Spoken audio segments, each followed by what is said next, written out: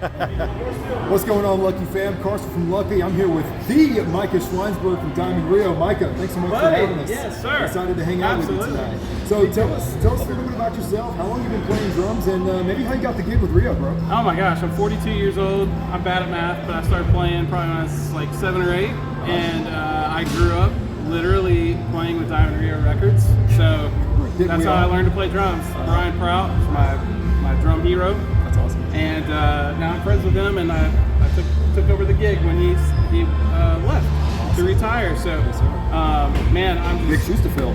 Oh my gosh, huge shoes to fill. And he's still, man, incredible. But I've been here for a little over 3 years now, close to 3.5 years with Rio, and loving it. Absolutely. So tell me a little bit about your approach. Maybe, do you feel like you try and stick true to the record, the original recording, or do you feel like you sprinkle a little bit more of your style, your taste on it? Tell me how that approach is. Yeah, so the one in this band that basically holds me back is me, because when I joined the band, the guys are totally cool about like, hey, you know, like you need to do your thing. If you want to do something and it's different or whatever.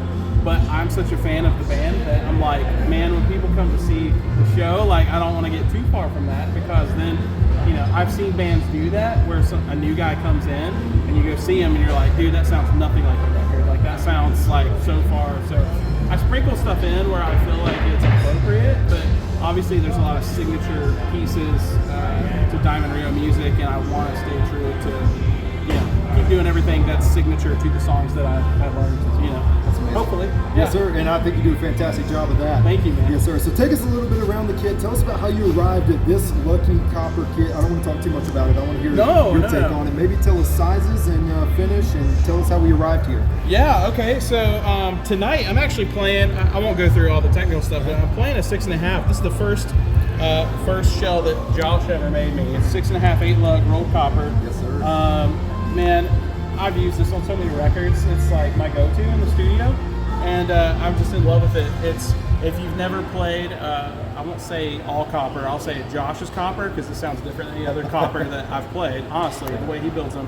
My two favorite snares ever, that I have a 76 Superphonic that's in 6.5, and I have a Black Beauty 6.5. It's more newer, probably 4 or 5 years old. Can't go wrong with those. Yeah, and what I love about, you know, those are two iconic snare drums, and what I love about this snare is that it takes kind of like the wetness and sensitivity of the Superphonic, but it also has that low mid punch that a Black Beauty has, which is cool. I never thought, like, dude, you could mash those two up in a, you know, the best qualities from that. Plus, copper is a very beautiful overtone. They're darker overtones, so they're not harsh like brass, which, you know, if you played a Black Beauty, you know, like they sound great when you get them great, but they take a little while to tame. So anyway, I had him build me that, and then this is the maiden voyage, the rest of the kit. This is a 13x9 rack tom up here. We got a 24x15 kick drum, 14x14, these are squared off, 14x14, and 16x16 floors.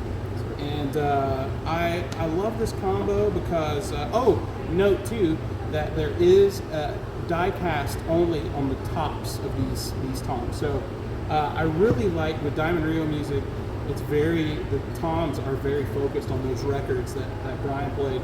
And so I wanted guts, I wanted warmth, but at the same time, I almost wanted, you know, Brian played Pearl stuff, but, you know, the die cast on, like, if you've ever played a Gretsch kit, you know what that focus is like when you hit it. So, like, these drums are bigger, they're boomier, they got a lot of low end, but I want to control that hit a little more, so we went with die cast, and I think it's doing perfectly what I intended for it to do. First time I hit it, and he came to the house, you know, and he was like, wow, man, like, these really did what they were supposed to do. So, man, I'm absolutely thrilled. And you do a phenomenal job with that. Tell us about the head combination here. It looks like a G2 over G1 combo. Tell us a little bit about that. That's all it is. Clear G2s over clear G1s on the toms. The kick, I'm doing an EQ4.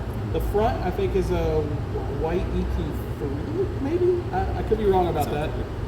And then the snare head, man, I went through a lot of Evans snare heads, and just particularly for this gig, the Power Dot Center is what I'm using out here. It feels really good on this. It's more, you wouldn't think it'd be as open as it is. A lot of guys like the snares more controlled. I like mine open and kind of wiry and bouncing. Like, who knows what's going to happen where you hit.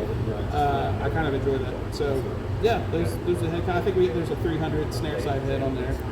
And I like really fat snares. So I've got like a 42 strand on the bottom. I play 42s on almost everything that I have. Is it Canopus 42 strand? You know what? I think these might be Tana's. Okay. They're the Tana, forget what they're called. They're called something that's failing me right now. Not super slinky, those are guitar strings, but something like that. Micah Schweinsberg puts guitar strings on the bottom of the so there you go. Lucky sound, right? Yeah, now everybody's no. Right. Don't do that. We'll edit that part out. Yeah. So tell us about Samson cymbals. Obviously, take us around the pies here. These look absolutely gorgeous. There's so much history with Samson cymbals. I'll just say that Mustafa Duril that designs these cymbals, and he hand hammers, hand cuts everything over in Samson, Turkey. Man, he doesn't make. I've never played anything that he makes that's bad. These particular cymbals are for this kit, and they're a little brighter than what I would use in the studio. But yeah, he comes from a long line. I won't mention the other companies that he was a part of, but he was very integral in certain lines of certain companies that are very popular today. And a lot of those companies went to taking his design and machine making them, which is unfortunate. Kind of put him out of a job, what I understand. So he started his own company, and he hand balances, hand hammers, hand cuts, hand everything of these cymbals. And I'll tell you what, I've had these out here for about 3 years. This particular set, I have yet to crack one. When I play hard enough, I should be cracking cymbals. No other company has lasted this long, so I think it has to do with the balance and stuff like that from being custom hand cut. Yeah, very cool. You can't beat handmade, can you?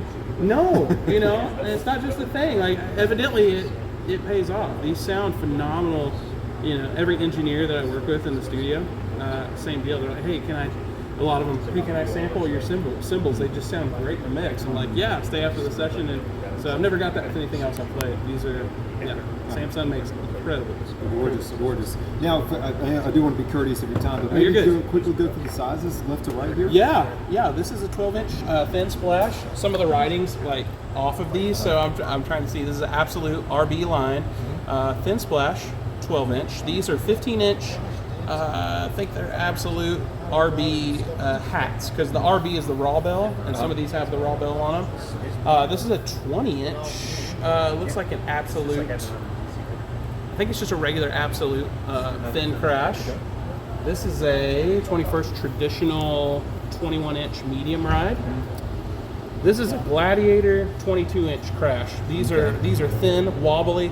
You would think they would sound like really dark. They don't. They fit really well. I love the cymbal. It's crazy.